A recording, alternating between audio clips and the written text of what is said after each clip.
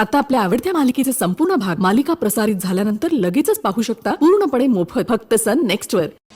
काय काय केलं नाही मी तुला लाज नाही वाटत काही कमी केलं तुम्ही माझ्यापेक्षा जास्ती विश्वास तुझ्यावर होता माझा आणि तू माझा विश्वास केला काय झालं का मारतील ऐकायचं तुम्हाला दोघींना या मुलीने विश्वासघात केलाय तुझं आणि युवराजचं एकमेकांवर प्रेम आहे का लपवलंच माझ्यापासून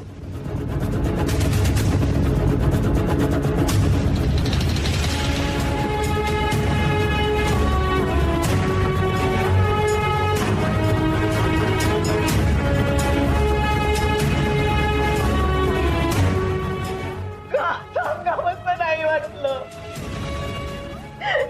खरं सांग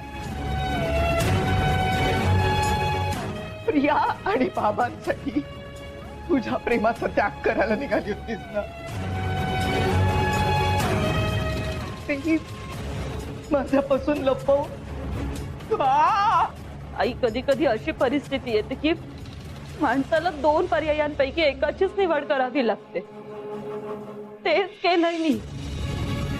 तुझं आणि बाबांचं लग्न कसल्या कुठल्या परिस्थितीत झालं होतं हे तू सुद्धा लपवलं होतंस ना. त्याचा काय संबंध इथे दोन गोष्टी जोडू नको सांगू अगं तुला कळतंय का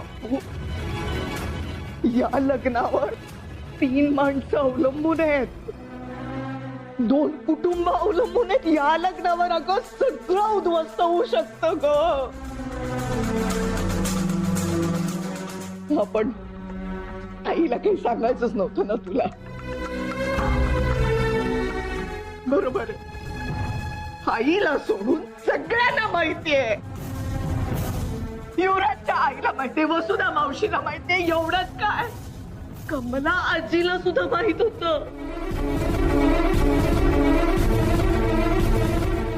सगळ्यांना माहितीये फक्त मला नाही मला काय प्रियालाही नाही मला आणि प्रियाला काय मूर्ख बनवायला निघाली होतीस तू आम्ही दोघी तुझं सगळं ऐकतोय सगळ्या गोष्टी करतोय अगदी आजपर्यंत सगळं मंजू पिऊ मला हे सगळं आधीच माहिती होतं.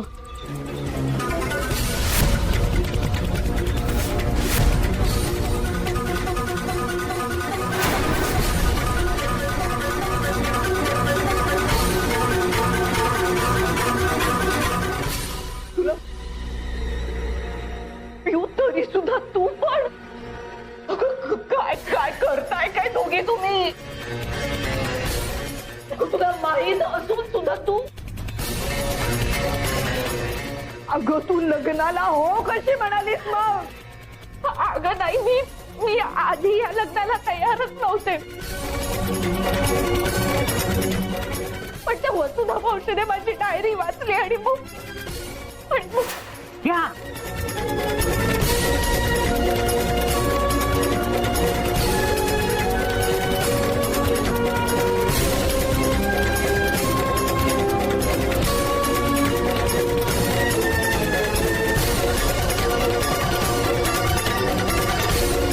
ही खरंच तुझी डायरी आहे.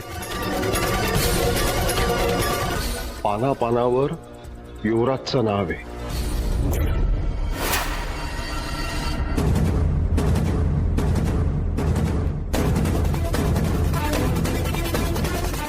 अगं हा तोच आहे ज्याच्याविषयी तू माझ्याकडे खूप काही बोलायचीस. हा तोच आहे तुझा ड्रीम बॉय.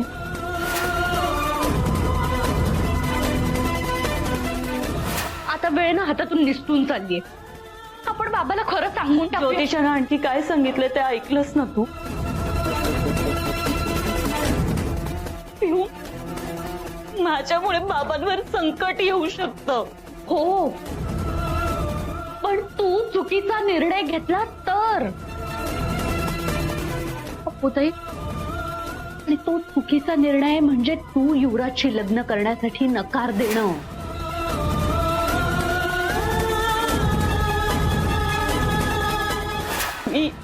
मी युवराजच्या प्रेमासाठी कधीच थांबले नव्हते.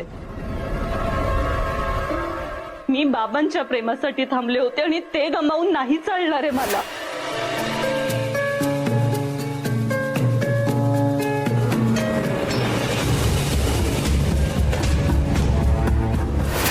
तुझं प्रेम आहे त्याच्यावर. अगं मग तू त्याच्यासोबत आयुष्य काढायला हवं असं वाटतं मला. राहिला प्रश्न माझ्या आणि बाबांच्या नात्याचा, तर एक ना एक दिवस ते माझा स्वीकार करतील. पुरे तू तू कितीही काहीही सांगितलंस ना तरी मला नाही वाटत आहे तू युवराजच्या लग्नाला हो म्हणायला हवं होतं. चुकलं तुझं पिऊ. आज नाही, यात पिऊची काहीच चूक नाहीये. तू तिला का दोष देतीयस? मला बाबांना दुखवायचं नव्हतं म्हणून मी हा डिसिजन घेतला. तुम्ही दोघे जे काही करतात ना तो मूर्खपणा आहे. खूप खूप मूर्खपणा.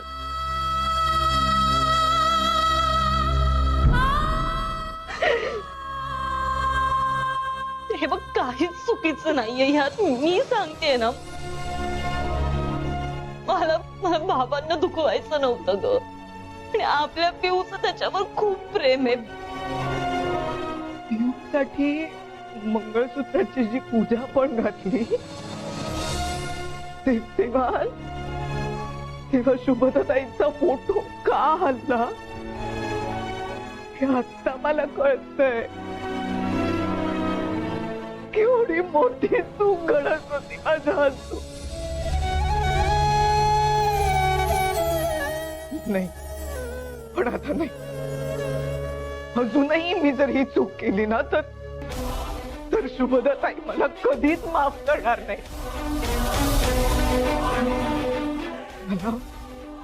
मला माझी चूक सुधारावी लागेल.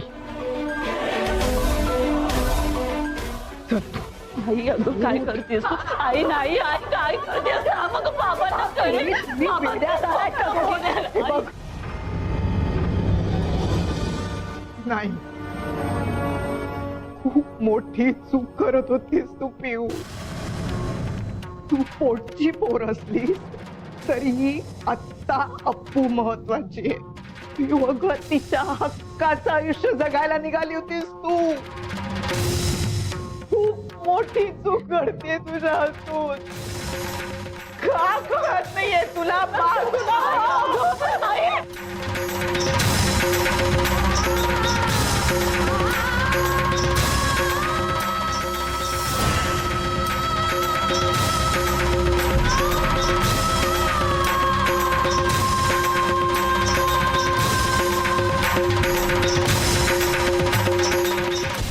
गुरुजी, हा अक्षता आणि अंतरपाठ. हो, चला चला, काही करा, मुहूर्ताची वेळ जवळ आली. हो हो, मी बघते. गुरुजींनी प्रिया आणि युवीला आणायला सांगितलंय. खरं तर मंजिरीताई गेल्या होत्या ना त्यांना आणायला. हो, एव्हाना यायला हवं होतं. खरं तर उशीर झाला नाही. वहिनी, अहो मायलेकींची भेट होती. आता लग्न होणारे, भावना अनावर झाले असतील, कोणी सांगावं.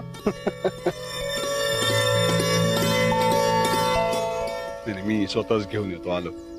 गौतम, तू पाहुण्यांकडे बघ, मी अर्पिताला सांगते.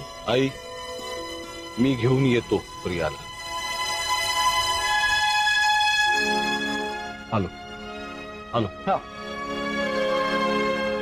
आई, तुम्ही बसा. बसते. काय म्हणतो राजलक्ष्मी, मी गेलो असतो ना माझ्या भाग्यलक्ष्मीला आणायला. कशाला? कोल्ड्रिंक वगैरे घेतलं का तुम्ही? वेटर, अरे यांना कोल्ड्रिंक नाही, आमचे खास पाहुणे ते. घ्या, चांगलं आहे, छान आहे.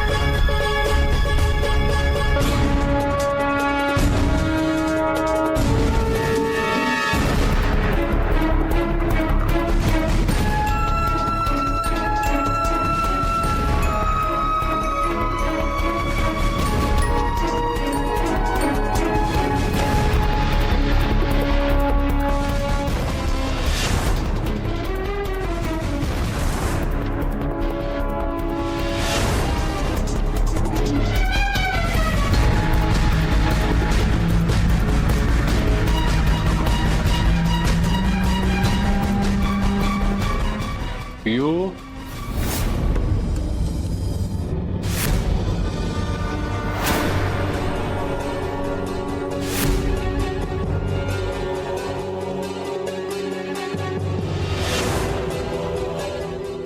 काय चाललंय सगळं? माझी मुलगी आहेस ना तू, मग हे काय चाललंय सगळं?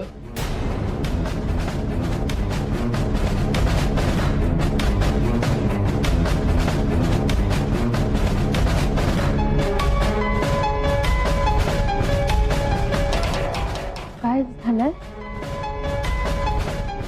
कशाबद्दल बोलतोस तू? काय झालंय? कशाबद्दल बोल? इकडे मुहूर्ताची वेळ इतकी जवळ येत चाललीये, तू इथे बसून टाइमपास करतेस, हा? आरशात बघत बसतेस स्वतःकडे. इतक्या महत्वाच्या वेळी प्रसंगी माझी मुलगी अशी टंगळ मंगळ करते, मला चालणार नाही हा पियू. अरे नाही, मी येतच होते. मग? तुला मंजू भेटली नाही का वाटत? काय खेळ चाललेत का इथे? पियू मोठी हो ना ग, आता लहान आहेस का? अरे नाही, ती मला बोलवायला आली होती ना, मग मी रेडी होत होते. ऐक ना, तू जा पुढे, मी जरा साडी वगैरे नीट करून येते. हं? नाही हा, अजिबात चालणार नाही. तिथे मांडवात मी तुला घेऊन येतोय असं सांगून आलोय, मीच तुला घेऊन जाणार. ते काय ते साडीचं काय करायचं ते सगळं पटकन आटप, मी ते बाहेर थांबलो. 2 मिनिटात यायचं.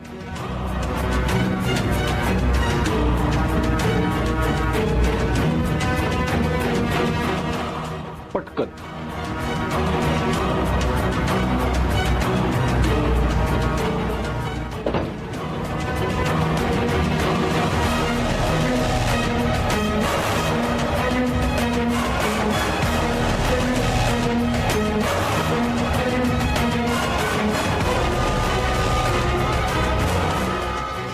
वसुधाताई, आता काय होणार? नाही माहिती. ज्या दादावर एवढा विश्वास ठेवला ना, त्यानेच तोंड घाशी पाडलाय मला. त्याला ताबडतोब गावी निघून जायला सांगितलं मी शेवटी. अहो पण मग आता आपण काय करायचं? नाही सुचत आहे मला. मला नाही माहिती हो. आपण जे नाही करू शकलो ना, ते आता माझा देव करेल. हो, मी घरून येताना देव पाण्यात ठेवून आले. तोच काय तो चमत्कार दाखवेल बघा. नाही, आता कोणी काही करू शकणार नाहीये. युवराज आणि अर्पिताचं लग्न तर कोणीही करू शकणार नाही. का नाही?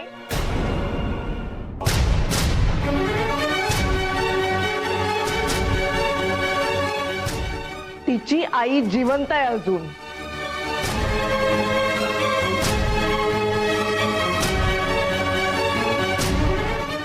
युवराज आणि अर्पिताचं लग्न तर कोणीही करू शकणार नाही. का नाही?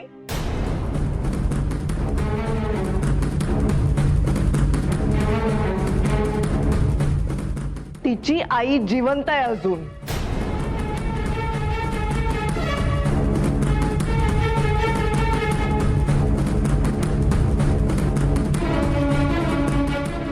काय झालं?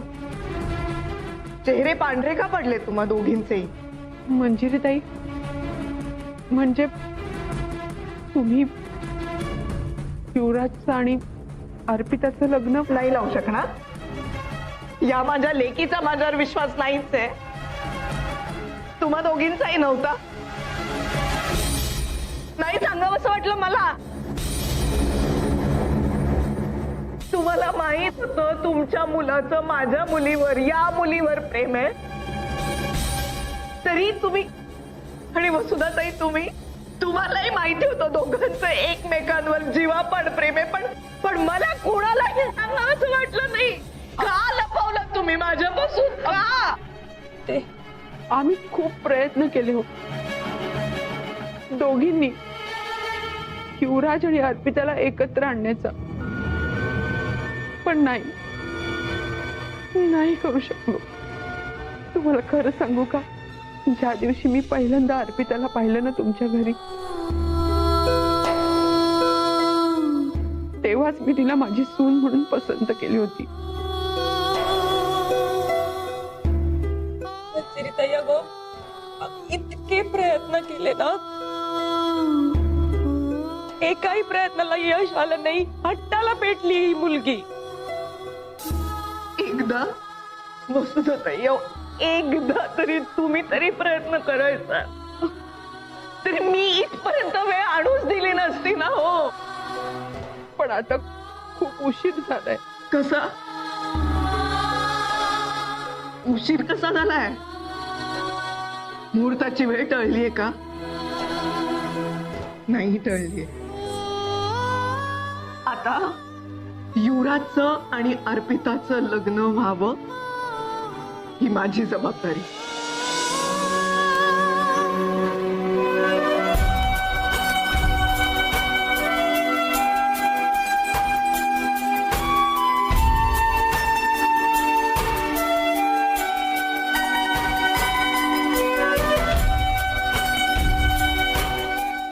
बघितलंस,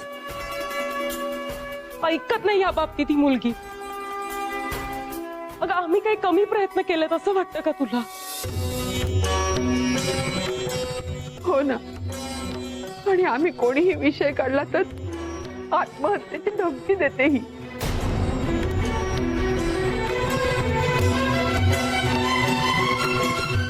आणि म्हणून तर युवराज प्रियाशी लग्नाला तयार झाला.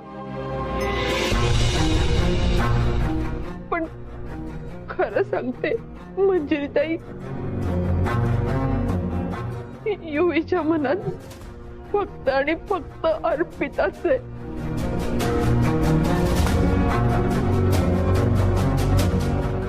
युवराजचं प्रियाशी लग्न झालं ना, तर माझ्या युवीचं हसणं संपून जाईल. हो. तू या सगळ्यांना आत्महत्येची धमकी देत होतीस. अप्पू, का मला वाटायचं की तू कायम इतरांचा विचार आधी करतेस आणि मग स्वतःचा. मग आता काय झालंय?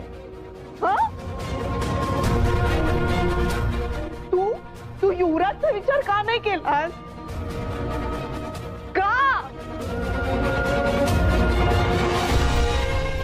एवढी हुशार मुलगी आहेस तू, युनिव्हर्सिटीत पहिली आलीस, बिझनेस हँडल करू शकतेस, पण मग या गोष्टीच्या बाबतीत बुद्धी कुठे गेली होती तुझी?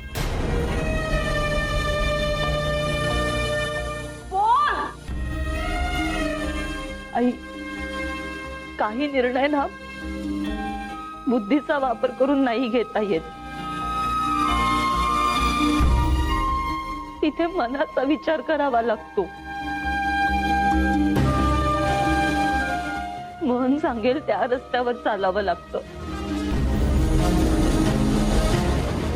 आणि जिथे प्रश्न बाबा आणि पियूच्या आनंदाचा आहे तिथे फक्त मी मनाचं ऐकणार. मन सांगेल तेच करणार. तुम्ही मला कितीही कन्व्हिन्स करण्याचा प्रयत्न करा, मी युवराजशी लग्न करणार नाही.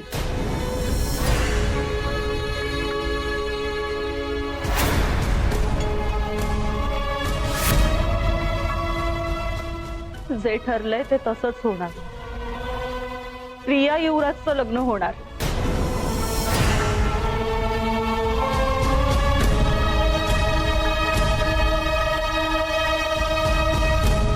कितीही कन्व्हिन्स करण्याचा प्रयत्न करा, मी युवराजशी लग्न करणार नाही.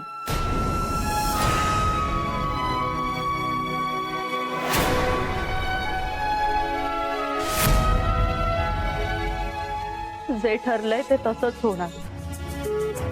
प्रिया युवराजचं लग्न होणार.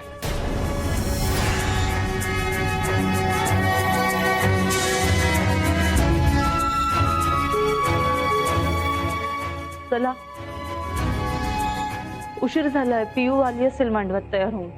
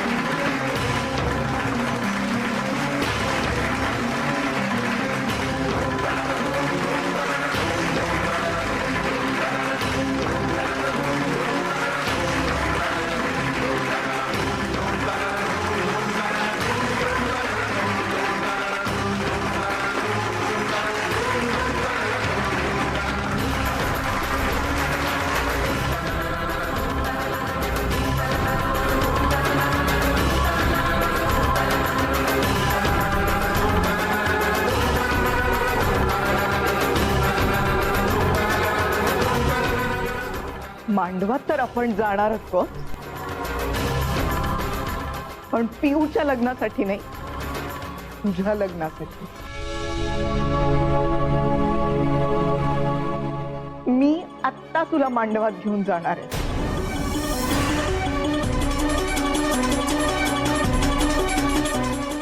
आई तू असं असं काहीच करणार नाहीये. ऐक, माझं ऐक.